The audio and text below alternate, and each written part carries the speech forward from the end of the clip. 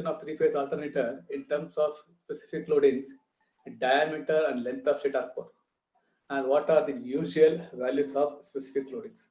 Okay, the procedure remains same for even for synchronous machine, but a little bit changes you have to make it. Okay, same figure here as I had explained earlier in the induction motor. We have stator, we have rotor, we have air gap, and we have the diameter of rotor of stator, and we have length of stator bore. Now here, their output, the output of the induction motor will be in kilowatt, and here the output of the your synchronous machines, it will be in what? Especially alternator, it will be in kVA. So slight changes you have to make it. What are those slight changes? Just we'll go through the derivation. Almost same derivation, and slight changes I have made it here. Okay. Now, output equation of a three-phase synchronous generator or a three-phase synchronous alternator is given by output of a machine. So output of a machine will be in kVA. So for three-phase, Q is equal to 3 into V phase I phase into 10 power minus 3 kVA. 10 power minus 3 put machines in terms of kVA. Okay. This is divided by 10 power 3. I take a numerator 10 power minus 3 kVA. That will be equation 1. Induced EMF for phase may be assumed equal to terminal voltage. Same in the same steps of what you have done for induction motor, the same way you are going to do it now.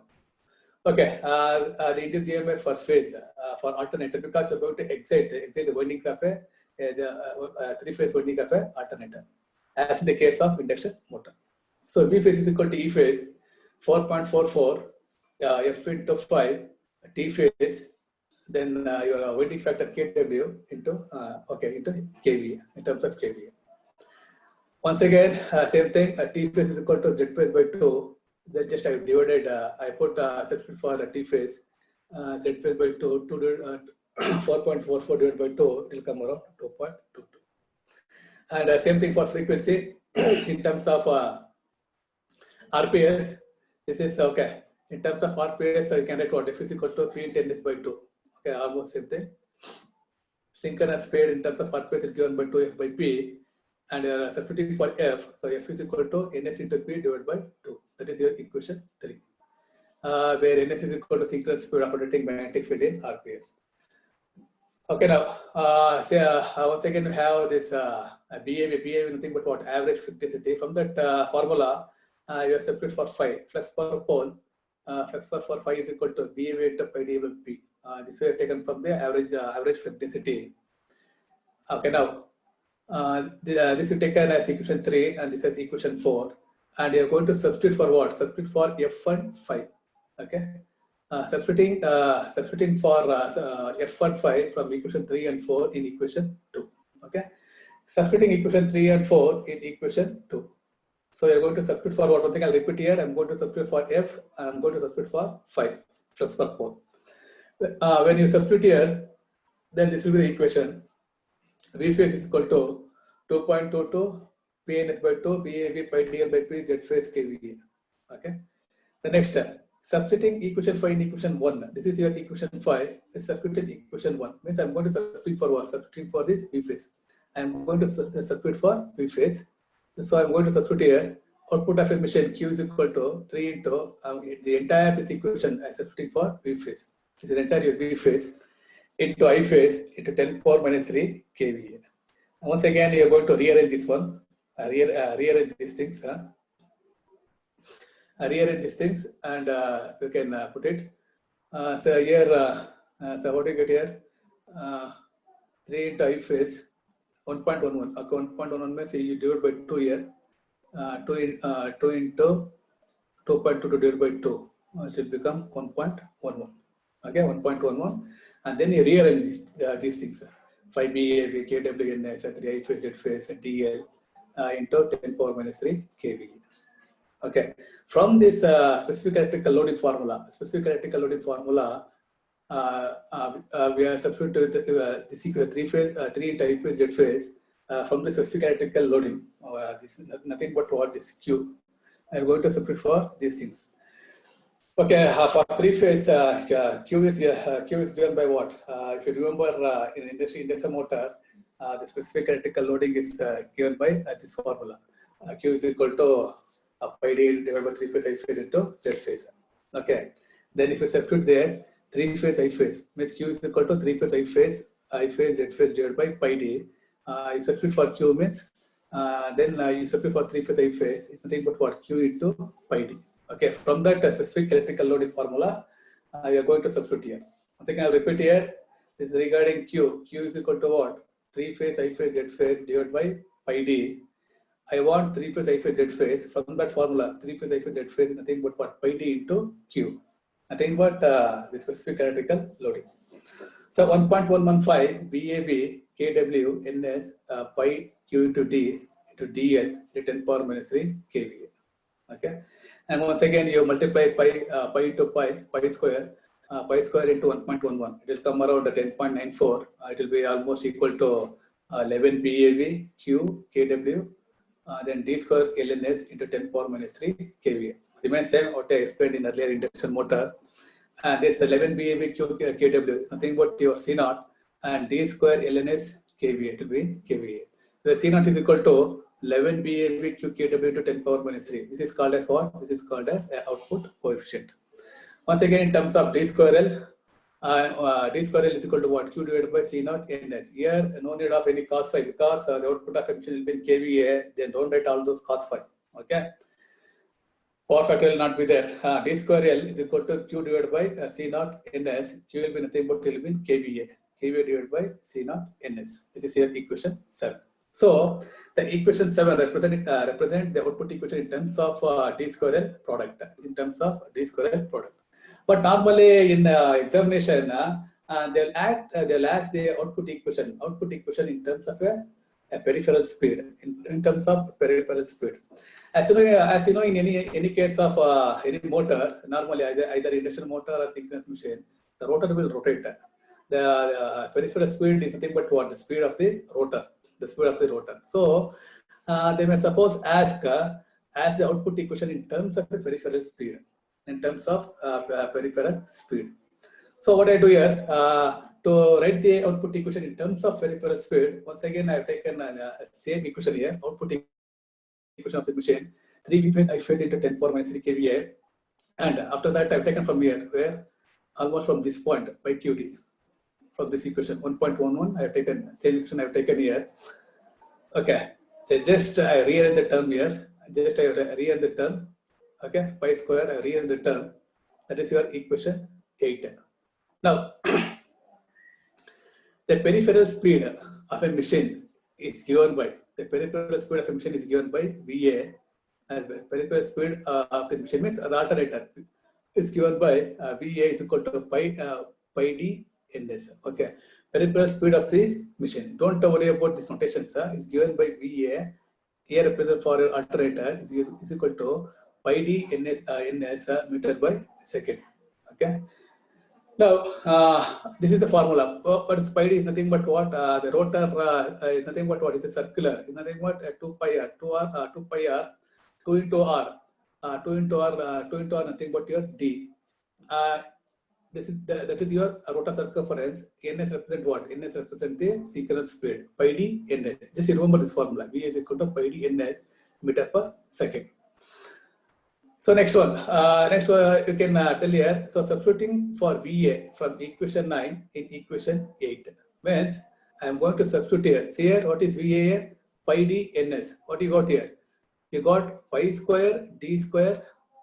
Okay, L, forget about L, and you got ns.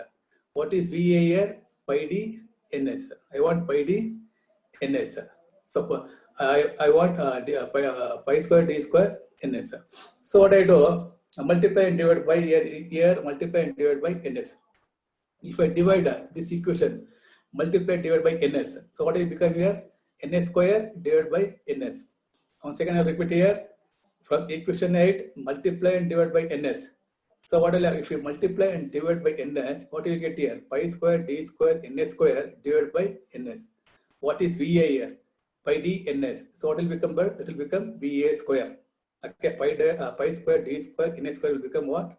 It will become VA. VA into same thing L divided by what? Here divided by ns. So entire this remains same. Okay, 1.11 BAV Q into KW into 10 power minus 3 into bracket into what? VA square L divided by NS kVA. So equation 10 represent what? The output equation in terms of a peripheral speed of a machine. Nothing but the speed of the rotor, peripheral speed of the machine. So they ask in terms of D square L, or they ask in terms of what? In terms of peripheral speed. If they don't ask, if they ask derive the equation of derive the output equation of a three-phase sequence machine or a three-phase alternator, then you write up to here. Even the peripheral speed 1.11 VAV QKW into 10 power minus 3 into VA square L divided by NS kVA. That is equation 10. Once again, you name all these parameters. Q is equal to specific electrical loading, B is equal to average flux density, KW only factor, T is equal to diameter of stator, L is equal to cross length.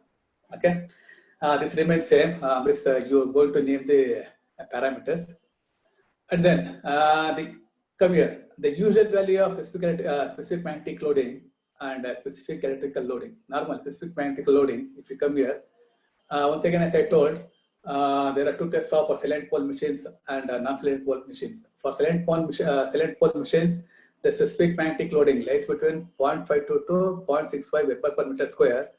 For a special type of alternators, which is called as turbo alternators, we got around 0.54 to 0.65 Weber per meter square. Lower values normally applied to a smaller size machine. This value representing a little bit theory part. What we did for induction motor, same thing is there for alternators. A little bit slight changes. As I told, I'll not go deep into theory part. As you learned already in a synchronous machine, in your DC and synchronous machine, some theory part already you learned. Just what is required for this question. That important part I'm going to tell. If you want still deep into the theory things, you can refer the any machine's book and you can go through it. Now, same thing here, choice of specific magnetic loading and choice of specific electrical loading. If they ask the theory question based only on the specific electrical loading and specific magnetic loading for 10 marks, these things you have to write down. The factors that influence the choice of average means the factors that influence the choice of specific magnetic loading and the specific electrical loading. What are the factors that influence? The choice? So, okay, choice of specific magnetic loading or specific electrical loading means we have given these values here 0.52 to 0.65. If I want to take this for higher rating, this is for higher rating. If I want to select these values, what are the factors you are going to take into consideration? Based on that, you are going to select these values 0.52 to 0.65. The next step, come here. First factor is what? First factor is your iron loss. Iron loss. What are the points we can highlight with respect to iron loss? The high value of flux density in the air gap leads to the high value of flux density in the stator teeth. I think last class, if you remember, talked regarding the stator teeth and even the stator slots, depth and height we have talked. So always the flux density in the stator teeth depends upon the slot dimension. Okay, depends upon the slot dimension. Along with that, the high value of flux density in the air gap leads to the high value of flux density in the stator teeth and the core. Okay, the high value of flux density means what? The high value of flux density means once again indirectly it tells what? The more number of conductors in the stator slot. If more number of conductors in the stator slot means definitely what? The depth and the height of the stator slot will be more. If you are going to accommodate more number of stator slot, as we did in the last class, one problem you did it. As we are going to accommodate more number of conductors in stator slot, definitely what will happen? The flux produced by the stator winding will be increased. So the high value of flux density in the air gap leads to the high value of flux density in the stator teeth and the core, resulting in the high iron loss with constant decrease in efficiency and an increase in temperature rise. Okay, efficiency with respect to iron loss will be less compared to your I-squared loss, but still we have a certain amount of loss. And once again here, increase in temperature. Compared to I-square loss is I-square or heat loss. Compared to that one, it will be less because the entire winding would be wound on the stator lamination. Definitely, the temperature rise in the stator lamination stampings. will also increase because all the windings will be done on the stator slot. So normally there will be increase in temperature of your stator laminations, and this will maybe one of the reason to what decrease in efficiency, but not too much with respect to error loss. Normally, the decrease in efficiency corresponds to your more I square R loss. Okay. Therefore, the value of electricity should be in order to increase the efficiency and decrease the temperature. So you have to maintain what? You have to maintain the air gap. And so what is the exact value of electricity you have to maintain? Normally, you have to maintain such a value that as they given these values, you have to maintain such a value that your stator lamination should not go into saturation. That is regarding the iron loss. Try to reproduce the same points. Don't elaborate because they last for 10 marks. Try to be in a brief. Don't elaborate too much points regarding the error loss. Let's come to voltage. The other factor that influence the choice of average are your specific magnetic loading voltage. In case of the machine designed for higher voltage, the space occupied by the insulation becomes greater and the smaller space is left for teeth. As you remember, you know about the insulation. If you take any slots, around 40% of copper is used by the slot. Out of total slot area, around 40% is used for stator conductor, nothing but a copper area. Another 60% is used for insulation because that is for a larger rated machine. Okay, for larger rated machines, 60% of the total slot area is for insulation. Only 40% of your conductor means your copper area inside the slot. It only occupy only 40%. Remaining 60% is only for insulation. Okay. So in case of machine designed for higher voltages, the space occupied by the insulation becomes greater. As I told, 60% insulation, and smaller space is left for teeth. And the smaller space is left for teeth. So what will happen as the insulation goes, as the space required for insulation in the slots increases? Normally, what will happen? Your slot size become more, and your teeth teeth size become less. That should not happen. Therefore, lower value of air gap flux density should be used in high voltage machines to avoid excessive values of flux density in the teeth and core. So for this, the main reason is for this reason. If insulation is become more, then the width of the slot will become more, and width of the slot will become more. Corresponding what will happen? The width of the teeth will become less compared to slot. Slot will become more. Then what will happen? The teeth width will become less. That should not happen. So for that, what you have to do? The flux density in the teeth. So we have to maintain the lower value of air gap flux density should be used for high voltage machine. For high voltage machines, means if the kVA means the voltage is large, then go for lower value of air gap flux density. If for the smaller rating machine, then you go for a little bit more flux density. Okay, that is the thing. The main point is the space occupied by insulation becomes greater than the smaller space is left for teeth. Okay, this is the main reason. Next, transient short circuit current. This I think everyone has studied in PSA chapter 2, the short circuit studies. Everyone has studied regarding the transient short circuit current and what is the shape of the waveform of any short circuit current. Okay. Once again, we have transient and you have steady state region. You have transient region. We have steady state region. All those things we have already studied it. So let us say with respect to transient short circuit current, how you link this transient short circuit current with respect to the air gap flux. The high value of air gap flux density result in a decrease in the leakage reactance. Everyone knows regarding the leakage reactance. Even I did the derivation. It's nothing but what everyone knows the leakage reactance is nothing but if you take in with respect to transformer, the leakage reactance means whatever the flux produced in the primary, the entire 100% flux has to link onto the secondary. But these things will not happen. Some amount of current will form a local path within the lamination, and that accounts for eddy current loss. Means some local current flows within the lamination, and that will result in eddy current loss, and the flux produced in that region will not link to the secondary winding. So there will be some leakage flux. That is nothing but leakage flux with respect to the leakage reactance. Okay, that is nothing but your leakage reactance or leakage flux. So in the same way here also, what will happen, whatever the flux produced by the stator winding, all the flux has to link on to the rotor winding. But this will not happen. Once again, some amount of current will form a localized path in the stator lamination, and that results in a that results in a localized current, and there will be some and whatever the flux produced by that current, what will happen, that will not be linked to the your rotor.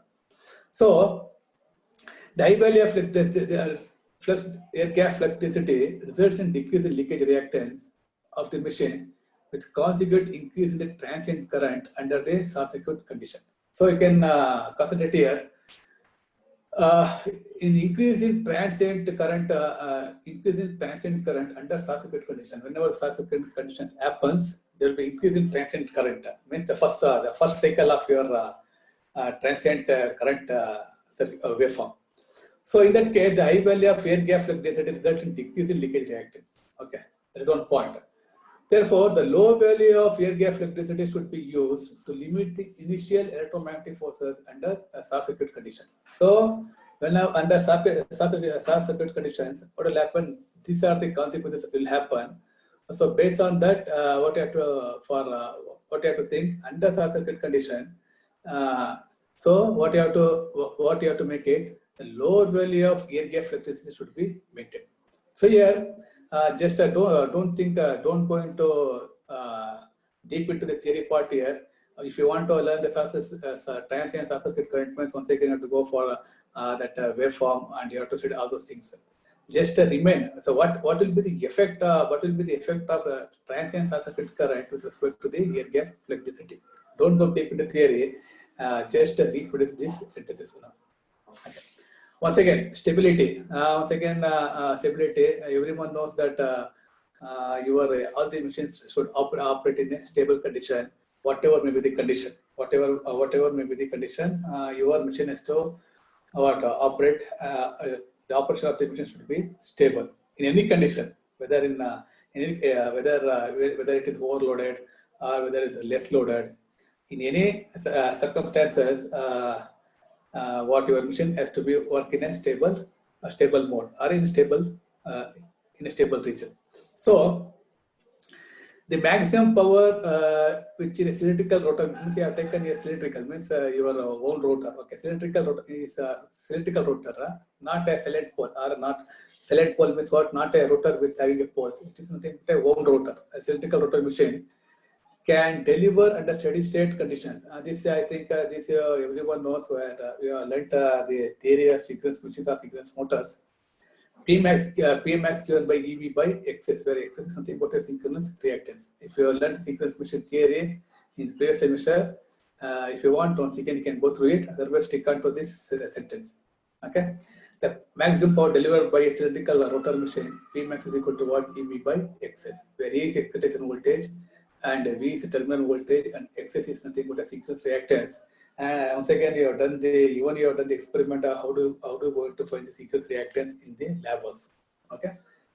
The steady state limit of maximum power of the machine is inversely proportional to the synchronous reactance. If you see here, if you see this equation, your Pmax will be inversely proportional to synchronous reactance. The high value of flux density. So the steady state stability limit of maximum power of the machine is inversely proportional to synchronous reactance. Means the stability will be linked to your maximum power, Pmax, and once again the Pmax will be linked to your synchronous reactance. The high value of flux density result in the lesser turns per phase, and so the lesser reactance. Therefore, the use of high magnetic loading increases the steady state limit. So what you can say here, if you go for high magnetic loading increases the steady state limit. If you go for high magnetic loading, definitely there will be a high value of flux density. High magnetic loading means nothing but a number of your stator lamination is more. then there will be high value of electricity. If there's high value of electricity, that will increase what? That will increase your steady state limit. That will increase your steady state limit. Okay, this is regarding with respect to the stability of the machine. For stability of the machine, how do you going to link the stability of the machine with respect to your air gap electricity? Okay. Once again, this air gap electricity will be linked to what? You are linked to the linked to the nothing but your specific magnetic loading. Okay. These things, these points you remember. Last point with respect to what are the factors that influence are the choice of specific magnetic loading. Same thing, parallel operation. Once again, we know the condition for parallel operation of any alternator. If any alternator want to connect to the grid, what are the conditions should be satisfied? So the frequency remains same, the voltage should be remain same, the phase angle should be remain same. These are the conditions. Okay, where should be satisfied before the alternators are connected to the grid. Okay. The satisfactory parallel operation of sequence generator is depending upon the sequencing power. The higher this power, the higher the capability of the system to keep the machine in synchronism. Okay. Along with that, those three conditions also should satisfy voltage, phase angle, and even the means of voltage, phase angle, and frequency. The sequencing power is inversely proportional to this sequence reactance. Always you know that Pmax sequencing power will be what? Inversely proportional to sequence reactance. And therefore, machines designed with high value of air gap electricity operate satisfactorily. So, the machine designed with high value of air gap density will operate with satisfactorily. So, this is the things. How do you link the parallel operation? You have to link the parallel operation with respect to what? The high value air gap electricity. If you maintain, then we can what? We can operate the number of alternators in parallel. Means in parallel, which is nothing but connected to the grid. So in that case, what should have to maintain in each alternator? We have to maintain what the air gap electricity should be as high as possible for satisfactorily operating the alternators in parallel along the condition. What is along the condition? It should be synchronized. Okay, all the alternators should be synchronized and it should be connected to the grid. These are the 5 factors. Just remember these points and you reproduce enough. I don't think too much of theory behind this one. Okay, these are the 5 factors you're going to influence while choosing the choosing the specific magnetic loading. If I want to choose these values 0.5 to 0.65, and what are the factors to be considered? These are the 5 factors to be considered. Okay. Likewise, I got same thing, choice of specific electrical loading. Okay. The factors which influence the choice of specific electrical loading are normally for electrical loading means definitely the copper rise and temperature will be as usual. Copper loss and temperature rise. The high value of ampere conductor means electrical loading nothing but what? Your ampere conductor. The high value of ampere conductor gives higher copper losses, resulting in the lower efficiency and higher temperature rise. That everyone knows. Okay. As your ampere conductor increases, efficiency becomes, as loss increases, lower efficiency and higher temperature rise. Okay. The value of AC used depends upon the cooling techniques. Along with that, which type of cooling you're going to adopt, that also will take into consideration. Okay. Along with these things, what are the reasons for lower efficiency? It may be losses, it may be higher temperature losses, higher temperature rise, and what type of cooling you're going to adopt. So, higher values of AC are used in the machine which employ cooling techniques that effectively dissipate the generated heat. So, if you go for higher value of AC means more number of ampere conductor, then you have to employ efficient cooling techniques to dissipate the heat properly and maintain the certain efficiency of the machine. Okay, that is one factor you have to consider for specific electrical loading, copper loss and temperature rise. Second factor, voltage. A higher value of AC, a higher value of ampere conductor can be used for low voltage machine since the space required for insulation is small. This is as usual what we discussed in earlier on. Here, The higher value of AC means if you can go for what? You can go for larger amount of ampere conductors for low voltage machines, since the space required for insulation is small. Because if you go for a small rating machine, the space required for insulation of the slots will be a smaller one. Because a smaller one, because it is a lower rate machine, insulation required will be lesser compared to a higher rating machine, where the 60% of portion of slot is used for higher rating machine, where here insulation will cover up only for a small portion. Okay. The second factor will be voltage. Then third factor, synchronous reactance. The high value of AC leads to a high value of leakage reactance and armature reaction, consequently the high value of synchronous reactance. Synchronous reactance your XX, X of S. Therefore, the machine design with the high value of AC will have. So if you go with the high value of AC, therefore the machine design with the high value of AC will have a poor voltage regulation. Definitely the loss will be more, temperature rise will be more, and the efficiency will be less. A poor voltage regulation, low current under short circuit conditions, low value of steady state limit, and low value of synchronizing power. So, if you go according to this equation, if the excess is more, definitely your synchronizing power will be less. Okay, that will depend upon what? That will depend on the higher value of AC. That is one factor, synchronous reactance. And the fourth factor is nothing but what? The stray load losses. So in every machine, in every rotating machine, we have a stray load. The stray load will accompany around 1%. 1% of the total output of a machine. If a total output of a machine is, suppose for example, if it is 10 kV alternator, then it accounts only for 1% of 10 kV. That accounts for stray load losses. And here with an increase of ampere conductor, the stray load losses increases steeply. If you think of stray load losses, the stray load losses can be occur even in the lamination part, even in a magnetic part, also in a conductor part. Okay, so in lamination part is due to this eddy current loss. In lamination part means with respect to stator lamination, it will be due to eddy current loss. If there is a more eddy current loss, what will happen? There will be a non-uniform distribution of current over over the stator conductors. In turn, what will happen? Normally, the resistance of your stator conductor will increase, and finally, the losses. Finally, the losses in the ampere conductor in the stator winding also increase. Means due to what? Due to that eddy current. Due to this eddy current loss, the effect of eddy current will be on the non-uniform distribution of current around the stator conductor. Due to this, there will be some losses. That losses will be less.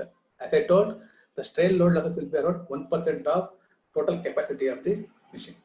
That is regarding what? These are the factors that will influence the choice of electrical magnetic loading and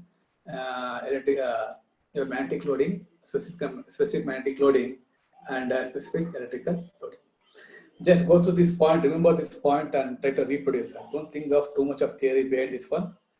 Just go through this and reproduce this sentence. Okay. They may ask for 10 marks. This what are the factors influence the choice of your specific magnetic and electrical loading? If they ask, they may ask for 10 marks theory part. Okay, now come to the next part. Since with respect to synchronous machine, we are dealing with what? We are dealing with the peripheral speed of a rotor. VA is equal to what? Pi d ns. Then with respect to that one, try to link this one. What do you mean by runaway speed of the alternator? Runaway speed of the alternator. As you know that in any generation, your turbine will be coupled to alternator, and turbine will be coupled to alternator, and alternator will generate the will generate a certain voltage.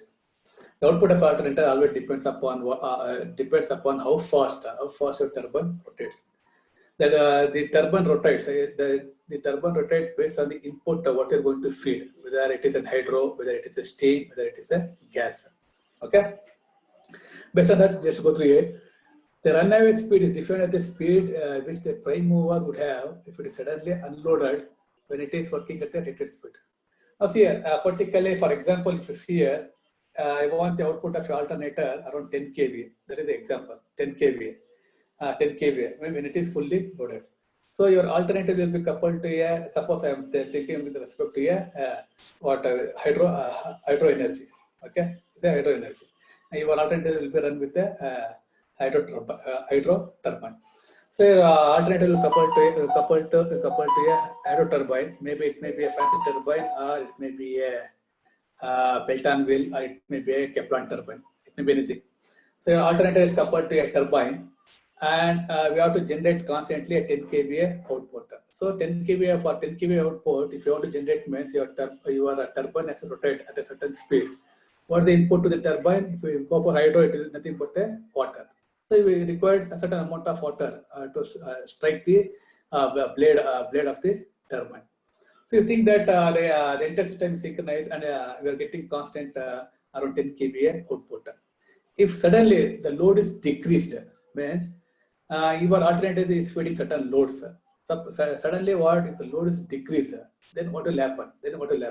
So normally in any power station, they will have some cooling system with respect to respect to the turbine.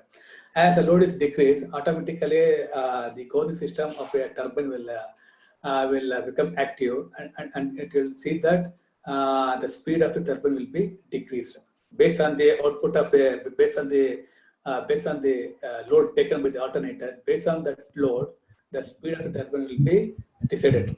Okay, so in that scenario, that will be done, because the entire cooling system will be designed based on the output load of the alternator.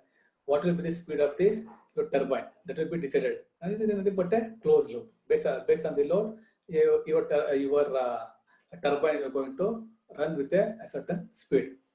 But if suddenly load drops, say what will happen? If suddenly load drops, if suddenly load of the alternator drops, then what will happen? Definitely the speed of the turbine increases. The speed of the turbine increases. Even if they provide the cooling system, suppose suddenly it drops, definitely what will happen? The speed of the turbine, because the input you're going to the input is what? The input is nothing but the water you're going to feed to the turbine. That will be there. That will be continuously. It will be monitored. Suddenly, if the load drops, the speed of the turbine increases. What is the speed? Means it will, for certain time it will be increased. Then your governor come into the action. Speed governor will come into the action. The entire cooling system will come into action, and then later it will stabilizes the speed. Before your governor come into action and stabilizes the speed, in that small duration period, what will be the runaway speed of the turbine? You have to decide.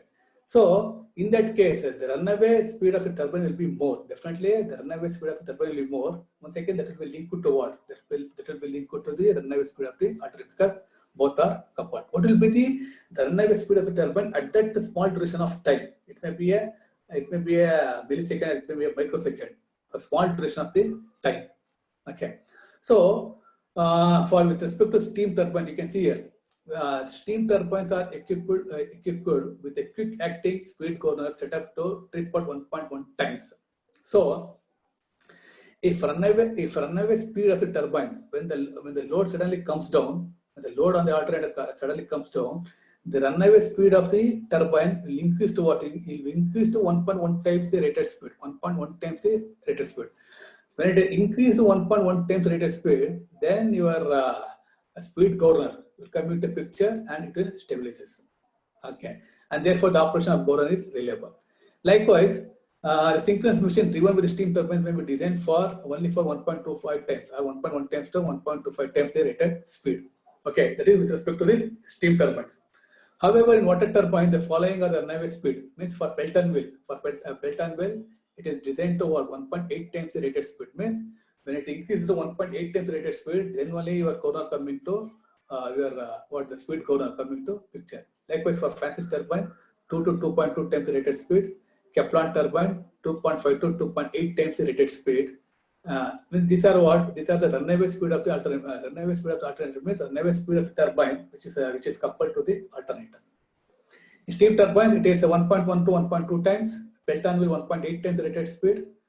Francis turbine 2 to 2.2 times the rated speed. Kaplan turbine 2.5 to 2.8 times the rated speed. Thus, for silent pole machines are designed to withstand the mechanical stresses encountered at the runaway speed. Okay, when the Pelton will, when the load suddenly come down, the Pelton will may increase to 1.8 times the rated speed. When it increases to 1.8 times the rated speed, then the speed governor will come into picture. That is the meaning what I am going to say. What is the runaway speed of the alternator? What is the runaway speed of the alternator? When the load on the alternator comes down, immediately comes down. These are the speeds for Pelton wheel 1.8 times, Francis turbine 2.2 times, and Kaplan turbine 2.5 to 2.8 times with respect to the hydro energy.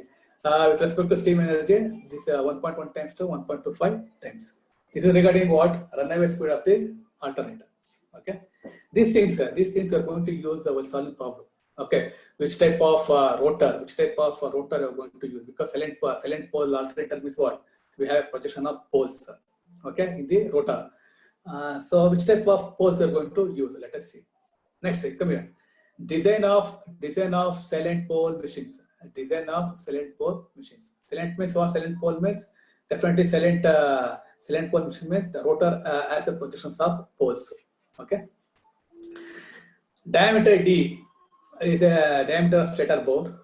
The outer diameter of the rotor is dr is nearly equal to d as length of air gap is negligible. If you keep a length of air gap is negligible and dr is equal to d, means diameter of the rotor will be equal to diameter the inner diameter of the stator if the air gap is negligible.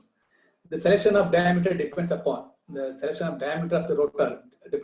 types of poles used, permissible peripheral speed. Okay, so the diameter D of a stator, okay, that depends upon type of poles used.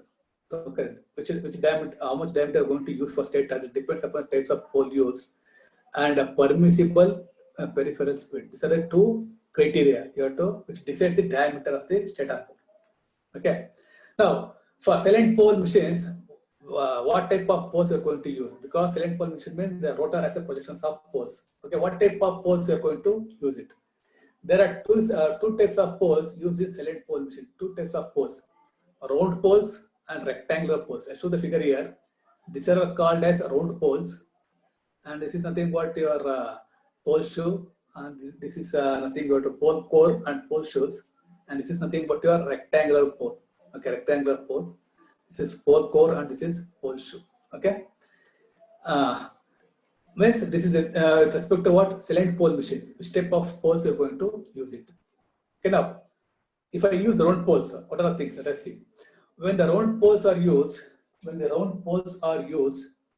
ratio of pole arc to pole pitch. I'll tell about pole arc. Pole arc, when I come and when I teach your DC machines, then I'll tell about the pole arc. What is meant by pole arc? I have told about pole pitch. What is about pole arc? When I teach the DC machine, I'll tell about the pole arc. When the round poles are used, the ratio of pole arc to pole pitch. Pole arc means BS here. What is BS here? BS is nothing but the width. This is nothing but the length. Okay, BS. Here, pole arc is equal to width of that pole shoe. Okay. Length. Okay. Here, BS by tau is between 0.6 to 0.7. What is BS here? BS is nothing but your pole arc. Pole arc to pole pitch is between 0.6 to 0.7. Under this condition, it is possible to use round poles with square pole shoes. Round poles means you have to use round poles with square poles shoes. Two different combination: round pole with the square pole shoes. Okay. Therefore, for round poles, the length of pole means the length of pole is L. Length of pole is equal to width of pole shoe. Width of pole shoe is nothing but what? L is equal to BS. Length of pole shoe is nothing but the width of pole shoe. This one, BS is equal to L. Okay, these things will be clear when I teach your DC machine design. BS is equal to L. So L is equal to BS. Length of pole is equal to width of pole shoe. This is the width of pole shoe. This is the length of pole shoe. Okay. L is equal to BS. The ratio L by tau is nothing but what? Length L by tau, and the ratio means this is nothing but length of stator core. Length by tau 0.6 to 0.7 L by tau. The length of stator core to pole pitch L by tau. Okay. L by tau 0.6 to 0.7. So the L by tau should be what? 0.6 to 0.7. Okay. This is the conditions. For rectangular poles, the ratio of pole arc to pole pitch lies between 1 to 5 for rectangular poles. Means the length. And then what? The length of pole, this L. L to tau lies between 1 to 5. Means what? This is L. This is your BS. This is BS. This is L. L by nothing but here. These things. This is L and this is your BS. Okay. Base nothing but your polar. L by tau for rectangular poles will come around 1 to 5. Okay. These are the things you are going to use while solving problem. No problem. Next. Now, the values of allowable peripheral speed for different types of pole attachment. For different types of pole attachment. So you are going to attach the pole, this pole to what? To the rotor, which is cylindrical in nature. In that you are going to attach the poles. What are different types of, you have different types of poles. How are you going to attach to the rotor drum? Now, bolted on pole construction. This is one type of bolted on pole construction. This is a rotor drum, and you can bolt this and you can bolt this your rotor pole core, and this is nothing but your pole shoe. This is nothing but what? The poles of your rotor. How you are going to attach to the rotor drum? And this is one type. Here you can see it is bolted here. This is a nut, it is bolted. And here nothing but what? Dovetail construction. It's similar to like a slot, and they're going to fix. Okay. And this is similar to, this is like a slot and the slot. Then you're going to fix that, fix this pole. Okay. This is called as a dovetail construction, and this is called as a T-head construction. These are different types of poles for a rotor of an alternator. Okay, for silent pole machines. Bolted on pole construction. If I use this type of rotor construction, then the speed will be what? 50 meters per second. If I use dovetail and T8 construction, means if I use this dovetail and T8 construction, this type of rotor construction, then the speed of the rotor will be what? 80 meters per second. If I use this round pole, then the speed of the motor will be around 60 meters per second. If I use this type of, then this will be what? 60 meters per second. If I use this and this type, it will be 50 meters per second, and it will be 80 meters per second. And here in the table I given here, the following table gives L and D for different types of L by tau ratio. L by tau ratio. Tau is something but your pole pitch, and this L. Okay. This is a table, just as it's not so important one, just I given the table, what are the values. So if L by tau ratio will be what? If L by tau ratio is 1, D will be 12.30 and VA will be, what peripheral speed will be 96.5. For different L by tau ratio, see here, you can see here for different L by tau pole pitch and L is the length of the stator core. For different L by tau ratio, this will be the value of D and L, and this will be the peripheral speed of your rotor. Okay, don't worry about these things, sir. So normally, and if we use L by tau is equal to 4, it results in cheaper design. If we use L by tau is equal to 4 to 5, the rotor peripheral speed will be around 55 meters per second. Means based on L by tau ratio, the rotor speed will be decided. This will do it. This is for reference I give for different L by tau ratio. Okay, these are all some theory aspects. When I go to this problem, next class, I'll go through this problem. Then we'll come to know which are the things we are going to use it.